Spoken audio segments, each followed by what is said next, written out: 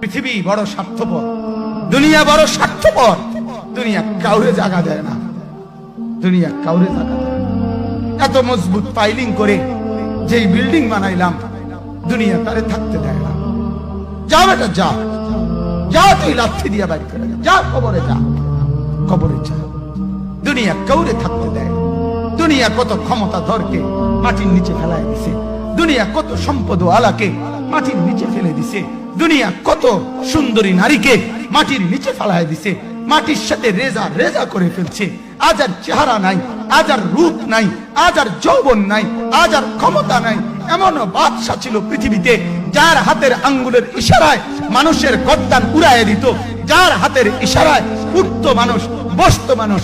আজ বাদশারা নাই, আজ সম্পদওয়ালারা নাই, আজ মালওয়ালারা নাই। দুনিয়া কাউরে থাকতে দেয় না, কাউরে না দোস্ত, কাউরে দেয় না। দুনিয়া দাদারে আমার থাকতে দেয় নাই। আমার দাদারে আমি দেখছি, আজ আমার দাদা নাই। আমার নানারে আমি দেখছি, আমার নানা নাই। আমার দাদিরে আমি দেখছি, আমার দাদি নাই। আমার নানিরে আমি দেখছি, আমার নানি নাই। আমার বাবারে আমি দেখছি, 14 লক্ষ টাকা বাবার পেনশনের আমি সব ডাক্তারের পিছনে খরচ করে ফেলছি, বাড়ির ফসলের জমি বিক্রি করে ফেলছি।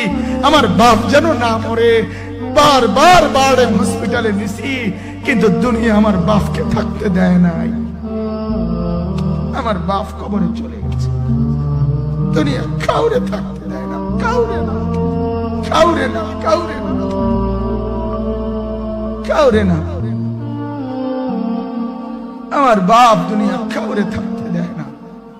তুমি থাকবা না, তুমি থাকবা না। দুনিয়ার ধোকায় পড়ো না বাপ, দুনিয়ার ধোকায় পড়ো না।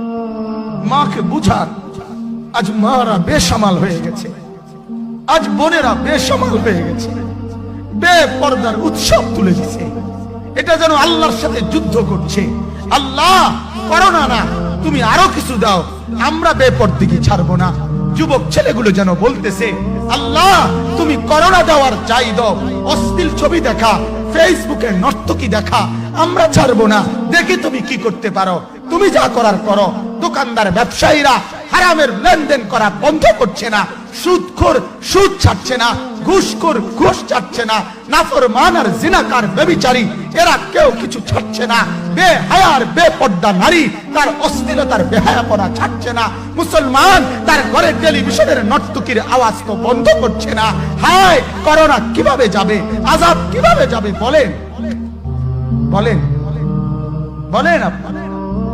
আমার বাপ ফেরাউনের উপরে তো আযাব এতদিন ছিল না, নমরুদের উপরে আযাব এতদিন ছিল না, সাদ্দাদের উপরে আযাব এতদিন ছিল না, কারুনের উপরে আযাব এতদিন ছিল না, লূত আলাইহিস সালামের কওমের উপরে আযাব এতদিন ছিল না, হুদ আলাইহিস সালামের কওমের উপরে আযাব এতদিন ছিল না, নূহ আলাইহিস সালামের কওমের উপরে এতদিন আযাব ছিল না। আজ আমরা মালিককে এই পরিমাণ নারাজ করছি, মালিক এত বেশি নারাজ। আজ 1 বছর হয়ে গেছে, 1 বছরের চাইতে বেশি হয়ে গেছে, কই করোনার মহামারীর আযাব তো যাচ্ছে না, গেছে গা বলে। আমাদের লক্ষ লক্ষ বাচ্চার পড়ালেখা বন্ধ, এরা নষ্ট হওয়ার চূড়ান্ত পর্যায়ে পৌঁছে গেছে। মোবাইল এদেরকে শেষ করে দিছে। লক্ষ লক্ষ ছেলে। গতকালকে এক মা আমার আত্মীয় ফোন দিয়া বলতেছে, সকাল 10টায় বাচ্চাটা ঘর থেকে মোবাইল লইয়া বাইর হইছে, রাতের 10টায় মা তারে ফোন দিয়া বলছে, বাপ ঘরে আসতি না, ভাত খাইতি না। বাচ্চা তারে বলতেছে, তোমার অসুবিধা কি, তোমার সমস্যা কি? মা এই কথা বইলা কাঁদা দিছে যে, শোনেন হুজুর কত দোয়া করো।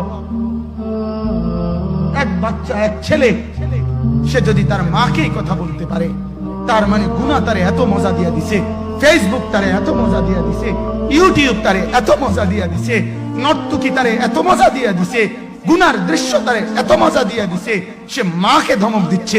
রাত 10টা বাজলে কি হইছে, রাতের 3টা পর্যন্ত দেখলে তোমার সমস্যা কি? আমার আখিরাত আমি নষ্ট করলে তোমার অসুবিধা কি?